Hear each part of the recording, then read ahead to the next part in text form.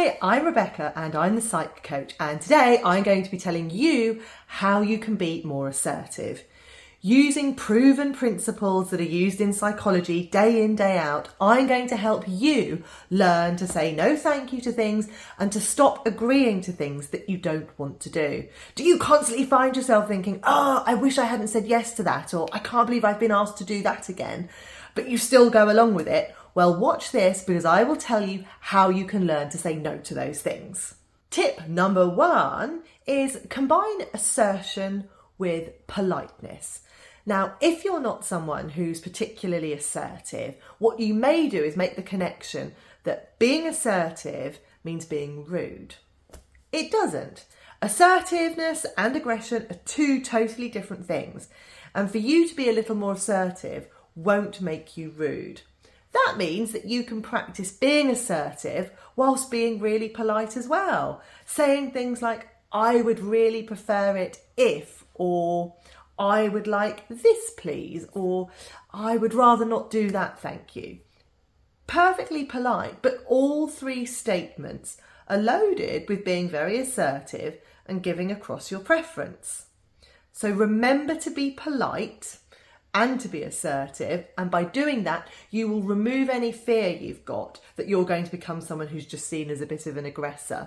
A lot of the time people who lack assertion will worry that if they learn assertion they will suddenly become really rude, like a bull in a china shop, that they won't consider other people's needs.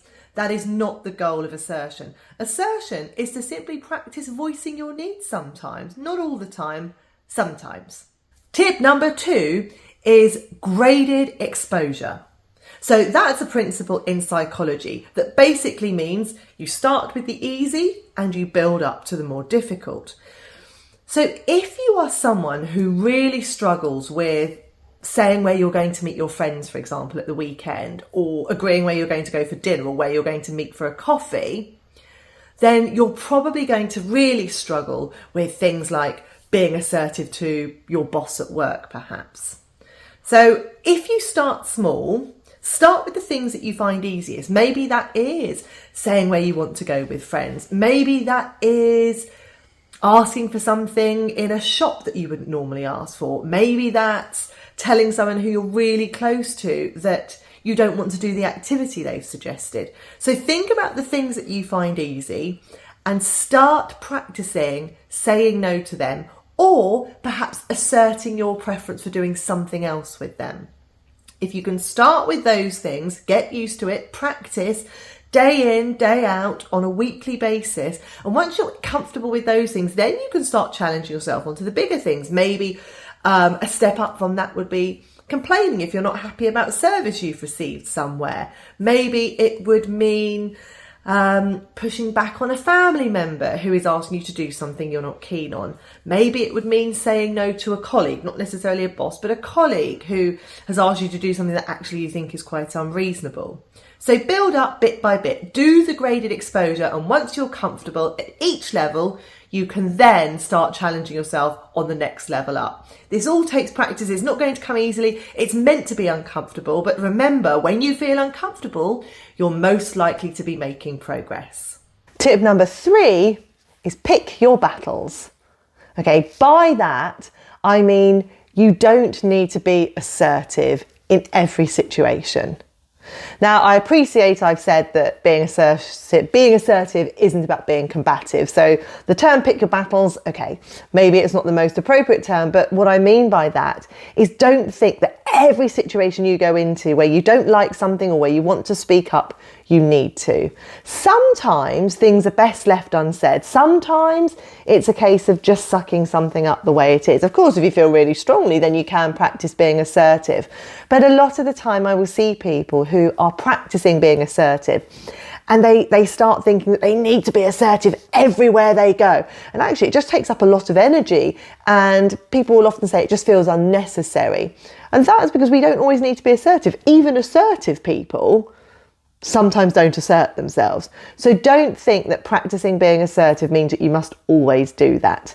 The art of being assertive is knowing when to be assertive and actually when to leave a situation. As a general rule though, if you feel really, really strongly that you do need to speak up and say something, then go ahead and do it. Tip number 4 is remind yourself that your needs are worth it. A lot of the time, not being assertive goes hand in hand with things like people pleasing, with lower confidence. And then, of course, the less assertive you are, the more those negative things get fueled, like the lower confidence, like the excessive people pleasing. So in all of that, there is often an oversight of my needs matter. And of course your needs matter. Of course you need to speak up for yourself. Of course you need to say what your likes and dislikes are sometimes and what your preferences are. But it can be really difficult if you've gone for years never considering your needs, perhaps never thinking that they're worth it. It can be really difficult to change that. But hold in your mind whenever you're practicing being assertive, or whenever you're at the end of the day reviewing how you've done with your assertion, hold in your mind that you are absolutely worth it.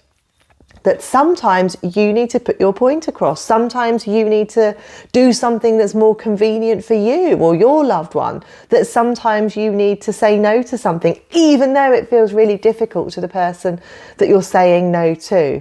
Your needs matter. So do stop putting other people's needs continually ahead of your own. It will get easier as you practice being assertive to start thinking my needs matter. But at the start, you really have to remind yourself of that a lot. And tip number 5 is use I statements. It makes being assertive a lot easier. And it also means that you're not going to be coming across in a confrontational way.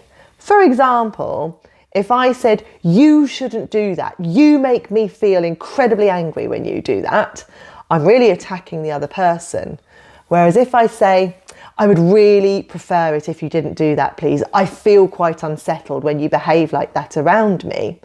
It's not confrontational. And by having an I statement, you're essentially stopping the person who you're talking to being able to come back and say, that's not true, you can't say that. Because the reality is, if it's about you, it's going to be your version of the truth. So the benefits of using I statements are that it doesn't come across as confrontational. And the second benefit is that it means that someone who's listening to you can't really argue back with what you're saying because you're referring to yourself and your experience. Another example would be if you said, I really don't want to do that, thank you. That would be far better than saying, you shouldn't have asked me to do that in the first place. Okay, the second one is quite confrontational. It's not very pleasant. The former, the first one, is where you're saying, actually, I'd really rather not do that. Hold on to the I statements as much as possible and let that be the guide for you when you're trying to practice your assertion. To round up, here's a recap on the tips. Combine assertion with politeness. Practice graded exposure. Pick your battles. Remember that your needs matter, and use I statements. No behaviour change comes easily, and no behaviour change comes overnight. But if you put these things into practice day to day, week to week, things will start getting a lot easier. And the benefit is you will start boosting your confidence as well, because you're acting in a way that is far more consistent with robust confidence. If you've enjoyed today's video, hit the like button, subscribe to my channel, and I assure you I will give you plenty of tips that you can of how you can use psychology on a day-to-day basis.